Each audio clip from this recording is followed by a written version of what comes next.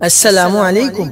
سعودی عرب میں night club کھول کر تبلیغی جماعت پر پابندی لگا دی گئی۔ تبلیغی جماعت کے خلاف باقاعدہ مہم کا آغاز کر دیا گیا۔ کیا آپ حالات حاضرہ سے آگاہی حاصل کرنا چاہتے ہیں؟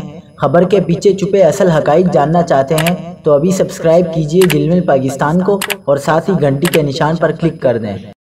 آپ کو بتاتے چلیں کہ سعودی عرب میں سرکاری سطح پر تبلیغی جماعت کو گمراہ اور منحرف قرار دے دیا گیا ہے اور اس پر پابندی بھی عائد کی جا رہی ہے، جبکہ دوسری جانب ملک بھر میں عریانی و فحاشی کے اڈے تیزی سے قائم کیے جا رہے ہیں۔ سعودی حکومت کی منسٹری آف اسلامک افیئر کی جانب سے سرکاری امام مساجد کو جامع مساجد میں خطبہ جمعہ میں اور دیگر مساجد میں تبلیغی جماعت سے دور رہنے کی تلقین کرنے کا حکم دے دیا گیا ہے۔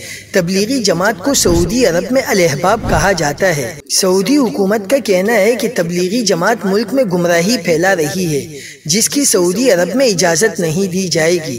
خطبہ جمعہ میں ہندوستان سے شروع ہونے والی تبلیغی جماعت کو زہرآلود، مشرکانہ نظریات کا حامل، قبر پرست اور ایک شدت پسند اور دہشت گرد جماعت قرار دے دیا گیا ہے، جس پر پوری دنیا کے مسلمانوں میں تشویش کی لہر دوڑ گئی ہے۔ سعودی عرب کے سرکاری خطبہ جمعہ کے منظر عام پر آنے کے بعد دینی و مذہبی طبقات میں شدید رد عمل پایا جاتا ہے۔